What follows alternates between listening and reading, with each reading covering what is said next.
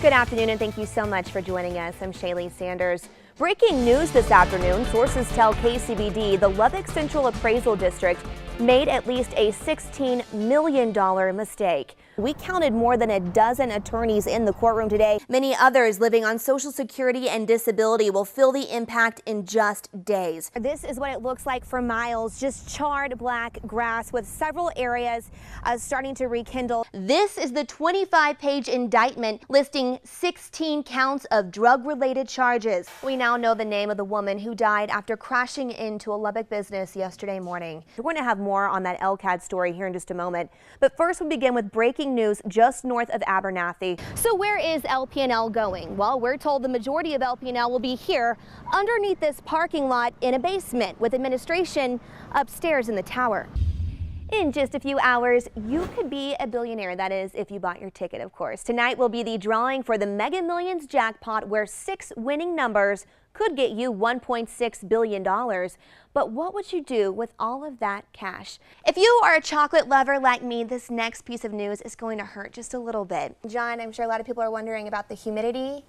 Like Plenty of my humidity, hair. yeah. The city spent millions of dollars on body cameras for police officers, but it's footage you may never see. They just set up this caution tape. That is something they do every time there is an execution. Christy, we just received brand new information that the Lubbock dive team recovered the body of a man. Right now, Lubbock police continue to search for this man, 30-year-old Arthur Lee Manahan. You'll start by taking the breathalyzer and then clasp down on the ends to activate the crystals inside. We are keeping an eye on this hurricane off the coast of Mexico. It's seriously one of the cutest videos I have ever seen. She wants 1 or 2 of them. I will take 1 or 2 home, yes. But not here, because fortunately it's not going to be that cold. And we have new information this afternoon on how Rosendo Rodriguez III has been spending his last few days.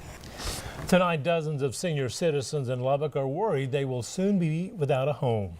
Many residents at Hillcrest Manor senior apartments are on a fixed income and were shocked to hear their rent would skyrocket in the middle of a lease term. Investigative reporter Shaley Sanders joins us now with what she has learned. Karen and Abner, Hillcrest Manor Senior Apartments advertises that it participates in an affordable housing program. Now, while those on Section 8 will not immediately be affected by this rent hike, many others living on Social Security and disability will feel the impact in just days. Those residents on a fixed income tell us they can't afford to pay the rent, but they also can't afford the early termination fees, leaving them wondering what to do. Seniors, some in their 70s, 80s, and 90s, probably never dreamt they would spend an afternoon protesting at this stage of life. But that's exactly what they did. For the day, they kissed retirement goodbye and went to work, no matter how difficult it was to get there. Lift up your legs. There you go. Across the street from the place they call home, more than a dozen residents issued a peaceful protest and a prayer. All of us out here are older people. Linda Alexander, Where are we to go? What are we to do? has called Hillcrest Manor Senior Apartments home for 10 years. They're raising people's rents ridiculously. But her address may change after learning about a rent hike scheduled to go into effect on June 1st in the middle of her lease term. It makes me very sad. Alexander, like many others, is on a fixed income. I'm living on disability only. There's others out here that are living on social security only. And we just can't do it. Patty Munoz says Hillcrest plans to increase her rent by more than $150 a month, and her contract is not up until October. So a lot of us are trying to find other places to go, but we can't really do anything until our lease here is up. The apartment gave residents a 30-day notice of the rent increase, but it requires a 60-day notice if residents plan to move out. If we move out before our lease is up, we have to pay a relending fee, and it's 85% of our rent. Which means many of these residents can't afford to stay, but they also can't afford to leave. I don't know what the answer is. I just don't know what the answer is. The KCBD Investigates team went through the lease agreement for one tenant, and it states, no rent increases or lease changes are allowed before the initial lease term ends, except for those allowed by special provisions by a written addendum or amendment signed by you and us. David Putman's father and in-laws live here at Hillcrest.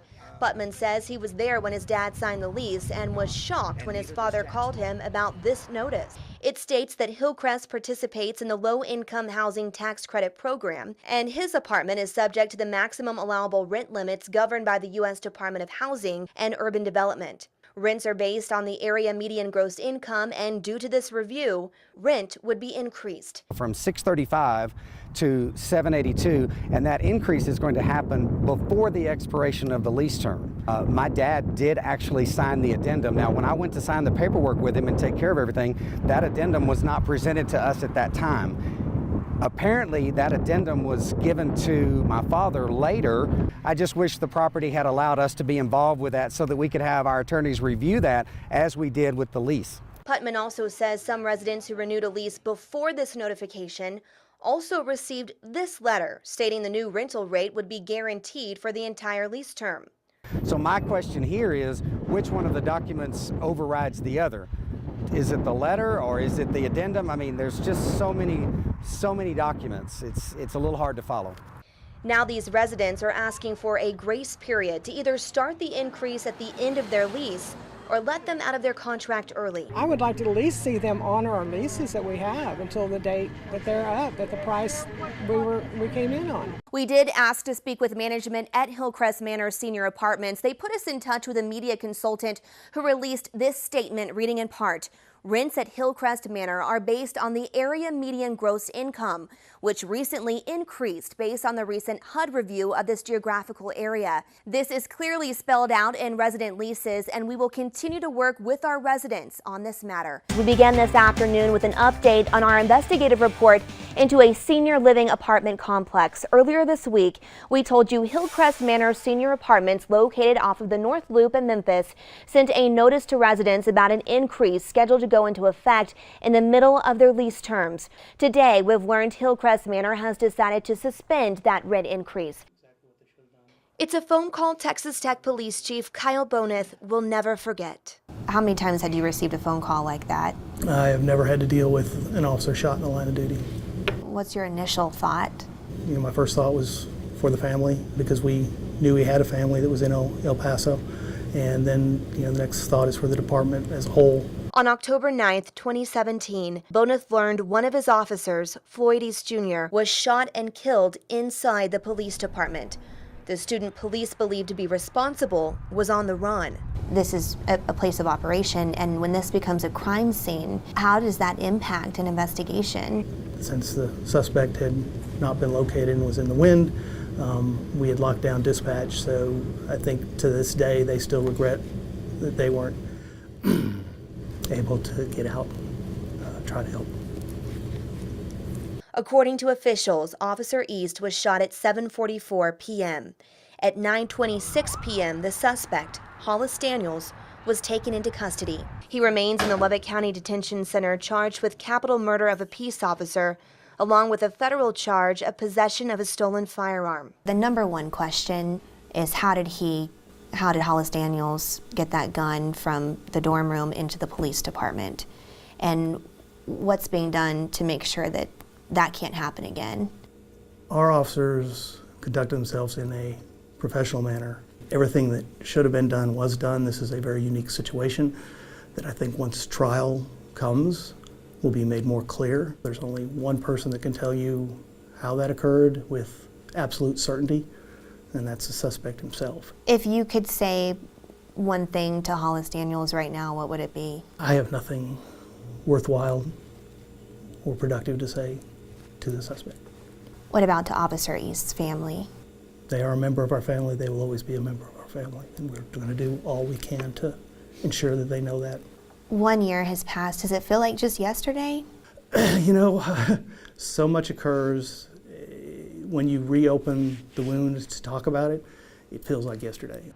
Students created a makeshift memorial for the officer who made the ultimate sacrifice. Now, a year later, the entry hallway to the Texas Tech Police Department is lined with tributes from all over the country, thanking East for his service.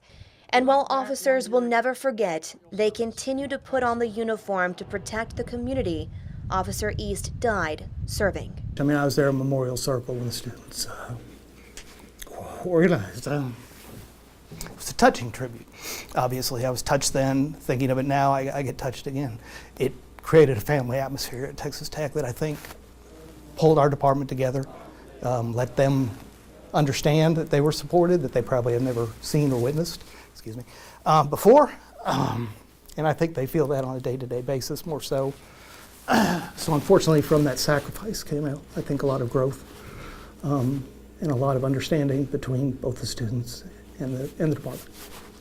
Shaley Sanders, KCBD, News Channel 11.